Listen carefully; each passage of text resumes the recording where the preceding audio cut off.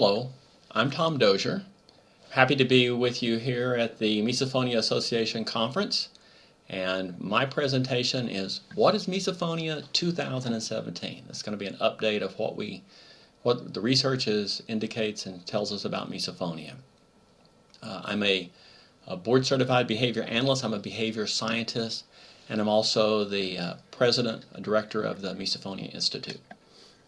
So in the presentation, we're going to cover the misophonic response, what it looks like, what is happening to you, the phenomenology of misophonia, some of the things that we've learned from some research studies that we've done, some surveys, and then a bit about misophonia treatments.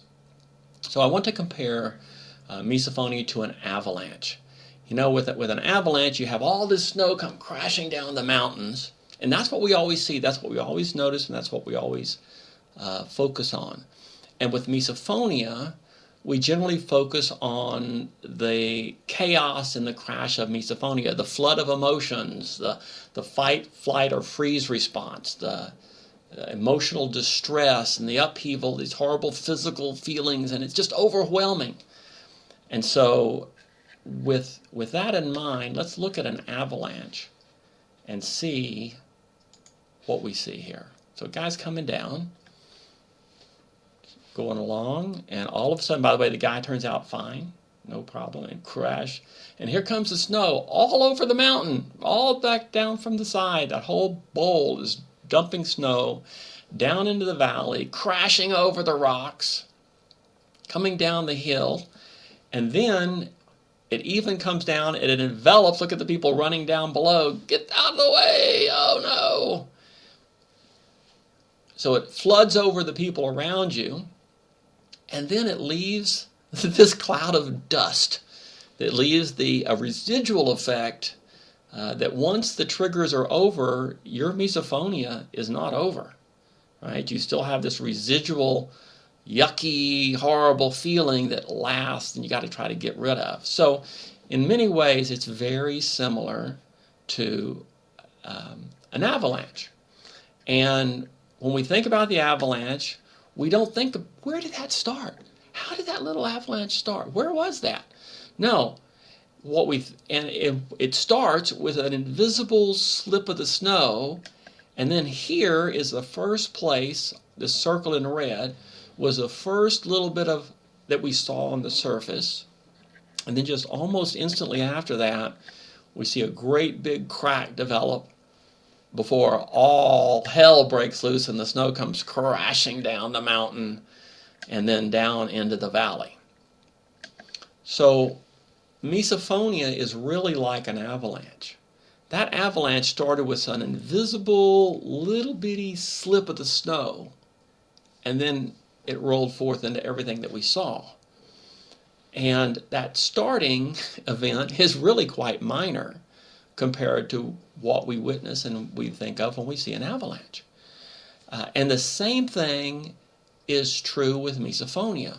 We focus on the experience that you have with misophonia, which is really the after effects after whatever initially happens with the misophonia.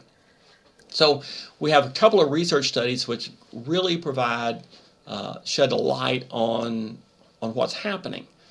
The first one is by Sukhbinder Kumar, which we were privileged to hear from him at the 2015 conference on an fMRI study that he and some colleagues did, which has just been published in Current Biology and creating a lot of news stories and such, the brain basis for misophonia.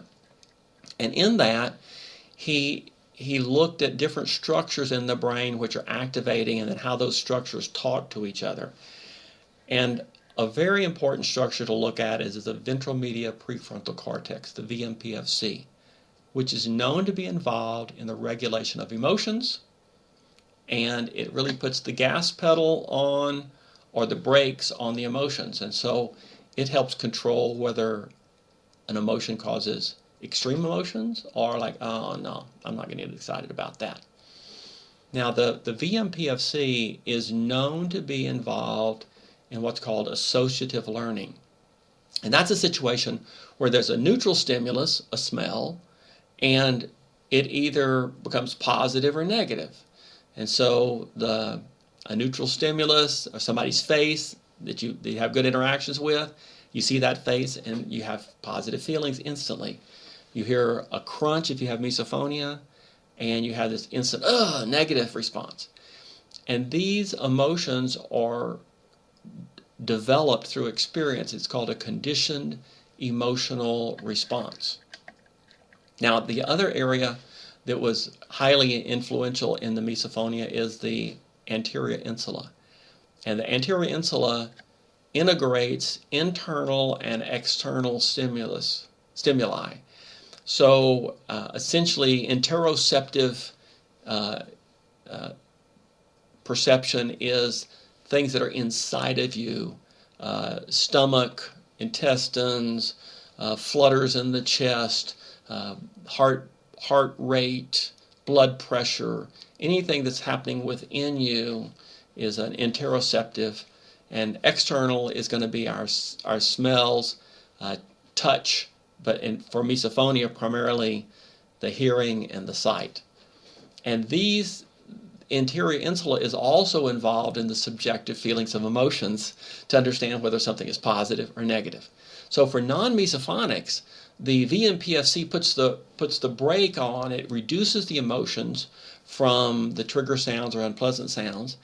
But for misophonics, it boosts, it supercharges the response to that stimulus.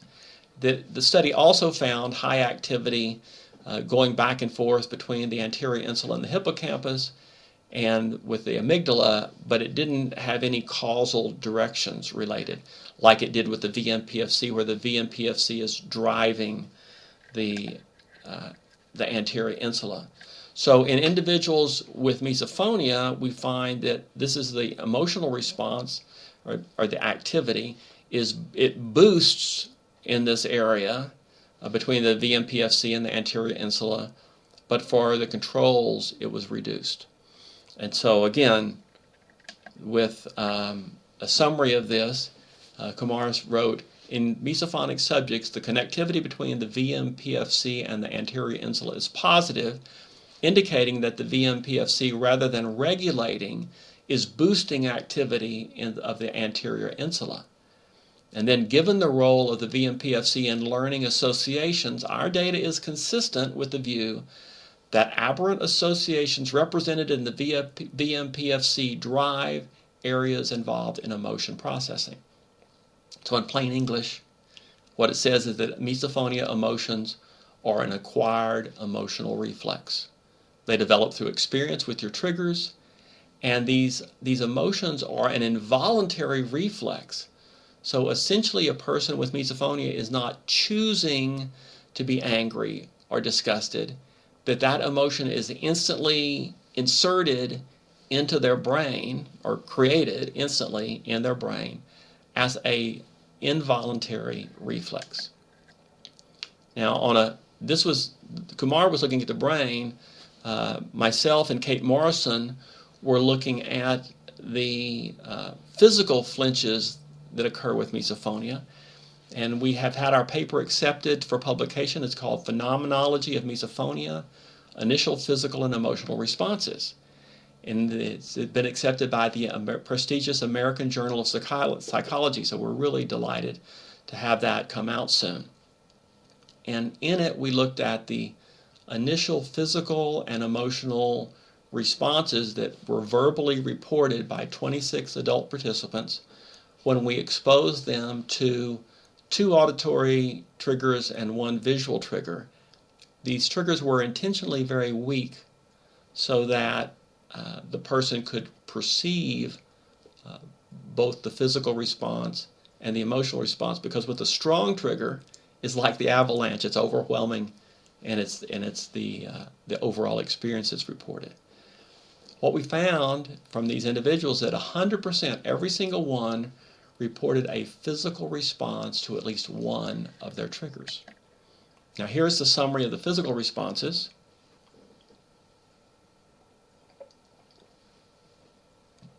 And the first pair of columns here is by participants. So we had 26 individuals, and of those 26 individuals, half of them reported a shoulder response to at least one of their triggers.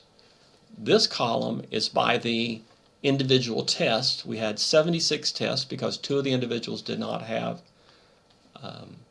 visual triggers, and about a third had reactions in their shoulders or their arms and hands. 20% in the neck. We have chest, and 10% in abdomen. Other people in their jaw, down in their thighs. Some just felt a general pulse tensing all over.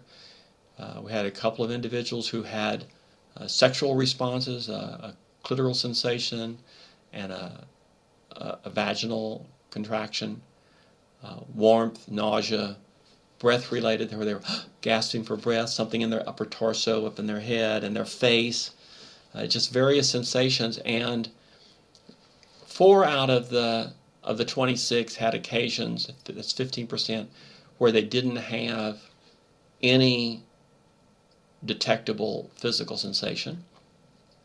And of the test, that was 7 out of 76. Now, if we look at the where these triggers occurred, I originally thought that most people with misophonia would have the same physical flinch, say in the shoulders. So crunch, sniff, clicky click, it always would be the same physical response. I was really surprised that about 60% here we have had the same or similar responses for all their triggers, but that means that 40% had different triggers for different types, different responses for different types of triggers.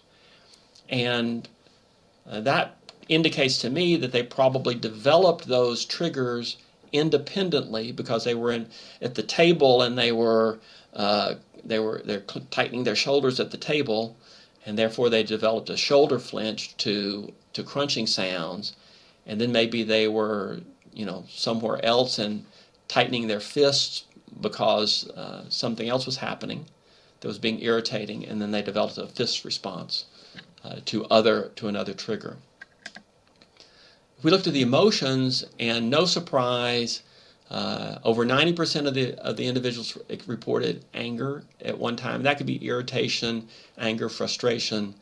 I was a little surprised that we had such a high percentage of anxiety being reported. Escape was very common, and we look over here under the test reported. Anger was much higher than disgust. Fear was one that surprised me, that over 10% of the time the individuals reported fear. But if we go down to the bottom here, we see that almost 20% of the time, individuals, in each test, individuals said no emotion. And of the number of individuals that had occasions where they said, oh, no emotion, I felt it, but no emotion, that was 30%. So if we look at the difference here of no physical response versus no emotional response, what we see is that the occurrence of no emotional response, or the non-occurrence of an emotional response, was twice as likely as the non-occurrence of a physical response, which really emphasizes the role of the physical response in misophonia. Now, here's a couple of possible models for misophonia. I personally like the bottom model, but we know that the trigger, looking at the upper model, the trigger causes a physical reflex and an emotional reflex.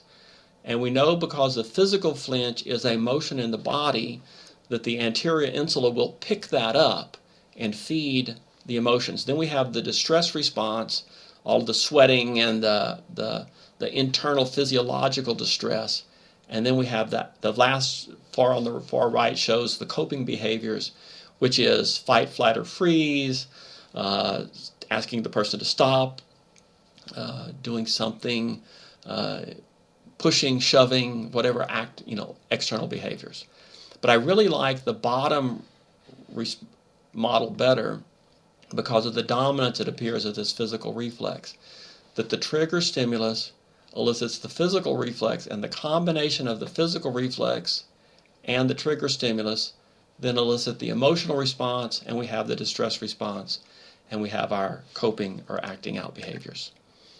So the conclusion of our study was that auditory and visual triggers produce similar responses, and there have been studies, for example, the Edelstein study, that did not find similarities between the auditory and the visual triggers.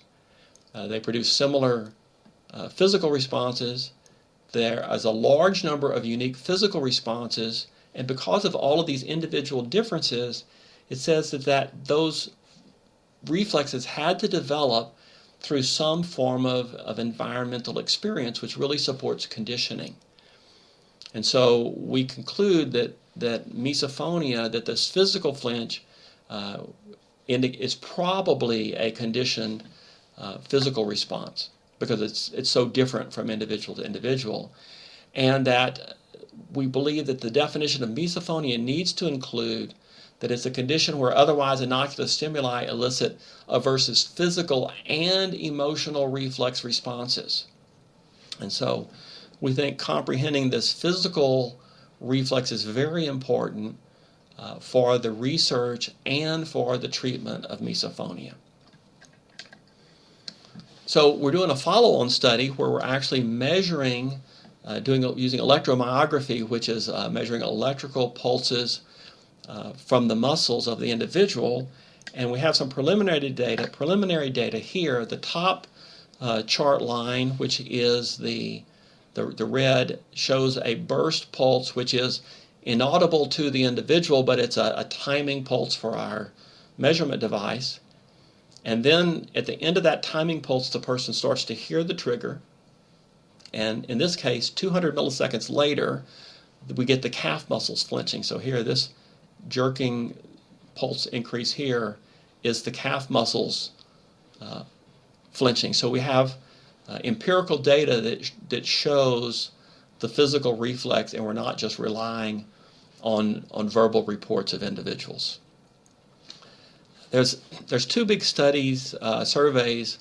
One is a manuscript that's in review by Claiborne, Dozier, and Hart, and another is one that I've done that I don't currently have a manuscript for. And I want to share some of the things that we found. We found that the onset of misophonia typically occurs around age 9 or 10. That's the most common reported age for individuals who had misophonia. But we see that this is scaled by year, a rate of onset per year of age.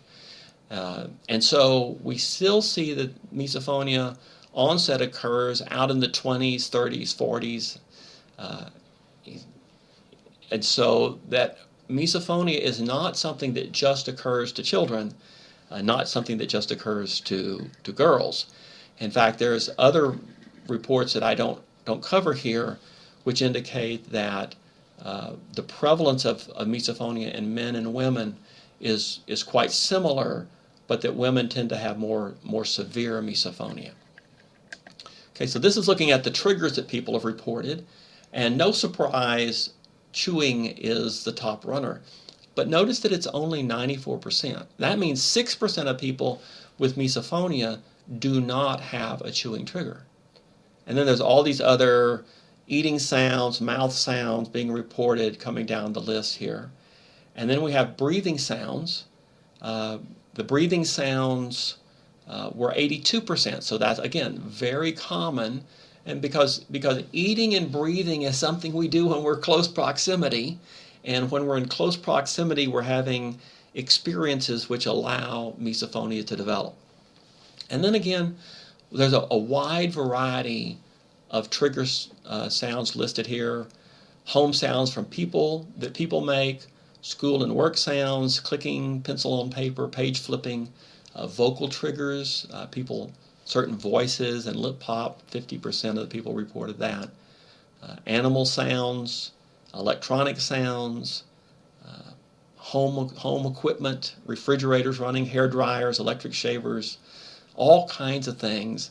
And then, all kinds of other things, farm equipment, pumps, the beep of a car locking, door slamming. It's really almost any repeating stimulus can become a trigger. And then visual triggers. No surprise, open mouth chewing is there with a lot of people with visual triggers, 78% for that.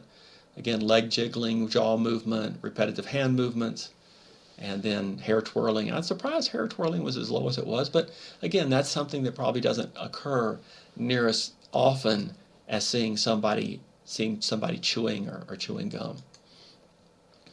This I thought was very interesting, that 1.7% of the individuals, 19, had a first trigger that was not a visual stimulus. So foot jiggling, biting nails, getting touched or kissed, leg bouncing smells, hair twirling, and to me the funniest of all is licking whipped cream off the lid. So virtually any repeating stimulus can become a trigger. Now we looked at comorbid disorders, and this is a more detailed slide of what I just skipped past.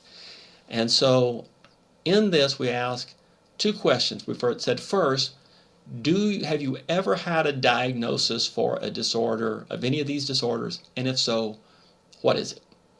And so we see that mood disorders is 45%, anxiety including panic and phobia and general anxiety is 34%.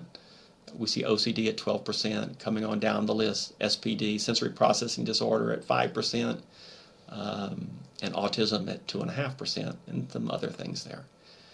Now, we then ask the question, do you presently have a diagnosis for this condition or feel that you have this condition? So we allow personal opinion to come on the play here. And about a third said, yeah, they had a mood disorder, depression. About a third had anxiety.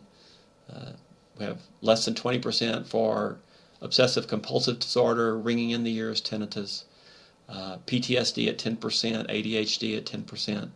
And coming on SPD, notice it jumps from 5% of an official diagnosis up to 16%. And autism may be just a little bit higher. Those are conditions where you may not seek a diagnosis that you're sensitive to loud sounds. We also looked at how misophonia affects the quality of life of these individuals. And so we compared individuals with misophonia that had, our group 2 is mild to moderate misophonia, and group 3 is severe to extreme misophonia. And we compared that to the community norm. And the community norm had an average report of higher is better quality of life of about 83%. And then we see that mild to moderate misophonia is almost as a 9% drop off of that. And they say that a 10% drop is definitely a significant drop in the quality of life of that group. And in fact, if we look at this Cohen's D rating, which is just a rating of how big of the change it is, it says that it's very close to being what they would call a large difference. Then severe to extreme misophonia had like another step, even double the difference from the community norm. And then another step down was major depressive disorder, and then a little bit more down for post-traumatic stress disorder. So what it shows is that misophonia, severe misophonia on average, is not as a drain on the person's life as major depressive disorder or post-traumatic stress disorder, but it is very significant, and it's a very large impact on quality of life. No real surprise there, I guess. A couple of fun facts is that we asked, have any triggers gone away? And we had 8% that said, yeah, I've had triggers. If I hear it now, it's no longer a trigger. And that's good news. And about a third said, my misophonia used to be worse. And of those who reported their misophonia used to be worse, that now, at the time of the survey, it was about a 2-point improvement, which is nice. On the misophonia activation scale, 2 points is a pretty big rating. So the reasons for improvement, and the percentages here are out of everyone, those who had an improvement, those who didn't have an improvement.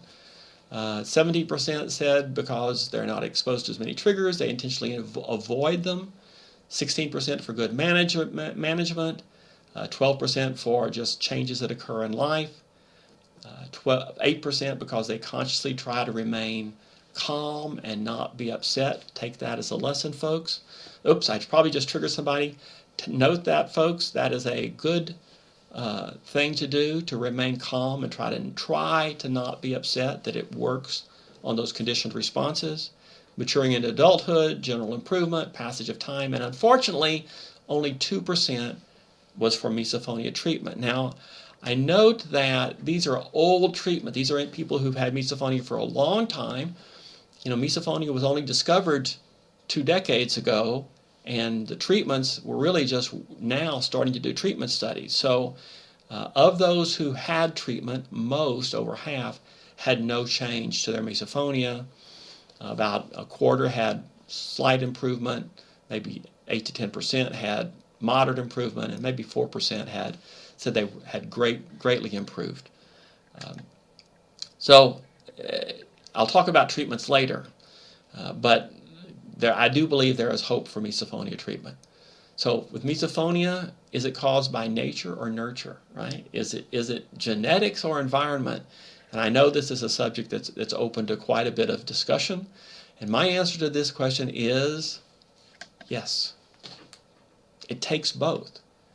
That genetics play a role. There are biological characteristics that set a person up to be more likely to get misophonia, but it takes experience to develop the actual emotional response and the physical flinch to the trigger stimulus. So some genetic factors such as sensory sensitivity, your SPD, anxiety, being emotionally sensitive or strong-willed, these things increase the opportunity for developing misophonia because they increase the likelihood of an individual experiencing distress associated with a stimulus. But the Kumar study indicates that the misophonia emotions that are triggered are a conditioned emotional response, meaning that they have developed through experience. And the Dozier Morrison study implies that the immediate physical flinch is a conditioned physical response, and conditioning is an experiential process. So misophonia develops through experience but has genetic characteristics which make a difference. Now, we talk about reflexes. So a reflex is where you have a stimulus, the light shines in your eyes, and a response, your pupil constricts. A reflex is something that's automatic, it's involuntary, it's like sweating. If I ask you to go run outside in the summertime for 5 minutes, but don't sweat, just choose to not sweat. You can't choose to not sweat. So these are involuntary responses, and there's 2 types of reflexes. There's those that are innate or inborn, called unconditioned reflexes, and this is 100% genetic. And then there are those which are learned. I prefer to call them acquired. They're also called conditioned reflexes, and those develop through experience, and that's misophonia. So even though misophonia develops through experience, it has become an involuntary response, and the person with misophonia cannot choose to not have the misophonia, not have the response. And it's important to understand that it is not a choice. Misophonia, again, is an involuntary response to stimuli in the world around you. So the good news is that misophonia can change, right? If misophonia develops through neuroplasticity, it can change through neuroplasticity, but there are no treatment studies about that. So what's worked? Well, one is the Sequent Repatterning Hypnotherapy. It was developed by Chris Pearson in the UK. It's an 8-week sequential process that builds the person's strength through emotional healing, builds their emotional strength. It develops a positive emotional response, a positive reflex. And then using the hypnotic effect, you as an individual can choose to not have the emotional explosion response, and instead you're going to substitute that with the calm response. And that this treatment has the biggest effect on the misophonic emotional response. and Chris collected the data from individuals he treated in 2015, and he got complete data on 57 patients, and then I helped analyze it. And what we found is that the average reduction in misophonia was 50% based on the Misophonia assessment questionnaire sum score. So here it shows up on the chart. We start with an average of about 43, where our green dot is, and the horizontal line. Minimum of 19, maximum of 63. After treatment, it came down to an average of 19, with ranging from 0 to looks like 47. And then after 6 months, it had an average of 21 with a 0 to 49 score. So this is a very significant, sizable drop in misophonia severity, and that it maintains with time. Progressive muscle relaxation is probably the best free treatment for misophonia.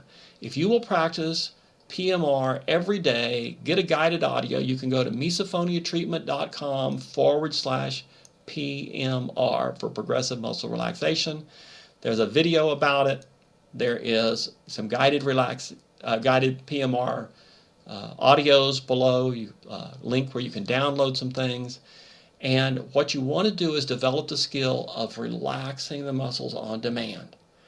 And essentially you're trying to develop a motor response, and you can only develop a motor response through, oops, I triggered somebody, I apologize. You can only develop a motor response through practice.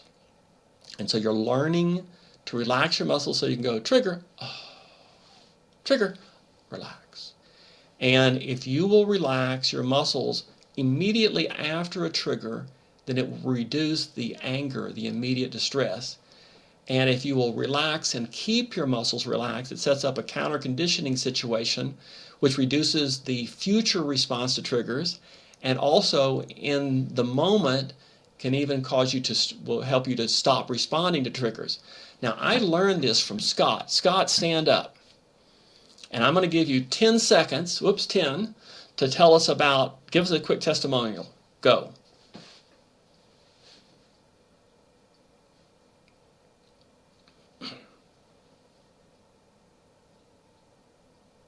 Okay, Scott, time's up. Thank you very much for speaking up and for teaching me about progressive muscle relaxation. You can also, we found that there are certain reflexes that you can block. If the physical reflex is an esophagus constriction, then if you will swallow as soon as you're triggered, then what happens is you're triggered, your esophagus starts to contract, but you swallow, and a swallow is a massaging down the esophagus of the trigger. I mean of the muscles, which moves the food into the stomach, and that will override the misophonic reflex. Another one is a gasp for breath. If there's a gas, a chest or an abdomen jolt when you are triggered, then if you will breathe in slowly and breathe out slowly, I call it scuba breathing. In scuba, you never hold your breath, because if you go up or down in the water, you can damage your lungs. So you breathe in, out, in.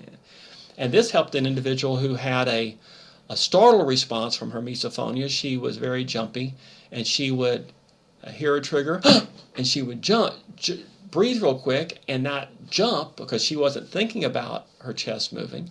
That jump would scare her, and then she would cause fear. And by using scuba breathing, it drastically improved her misophonia.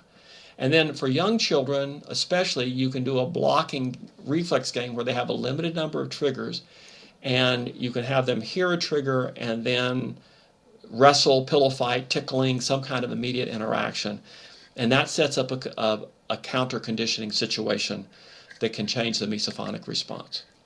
There's a neural repatterning technique, which I will mention only briefly, which is a counter-conditioning treatment for specific triggers.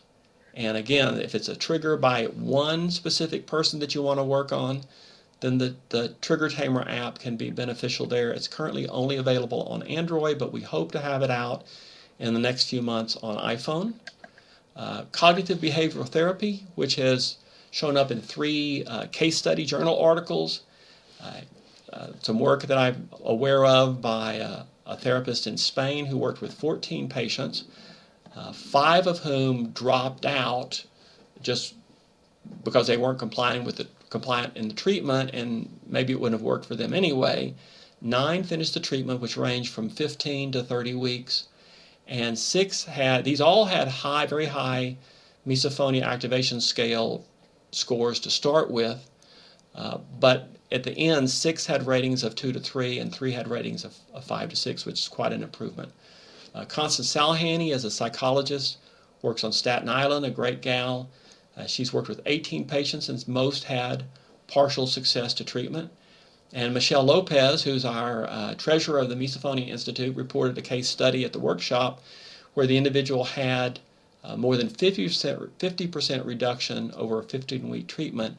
And one of the things that Dr. Lopez used was response induction, where she had the person breathe through a straw until they kind of felt the misophonic type physiological distress, but since it wasn't paired with the trigger sound, it started disconnecting that trigger sound from the response. And when the individual heard the trigger sounds, her response was much lower. This person was an example of over-avoidance. Avoidance of distressing situations can be good, but over-avoidance is not good when it's debilitating and disruptive to your life. So beware of excessive avoidance like this person was using. And then I've done several behavioral interventions for children, which were essentially my work as a parenting coach, where working with young children who were too young for the Sequent repatterning, where using interaction, behavioral parenting skills, we were able to reduce the conflict, improve the cooperation, implement good misophonia management techniques, and strengthen the parent-child relationship, and then do some fun counter-conditioning treatments along the way. And this has been effective in helping young children especially.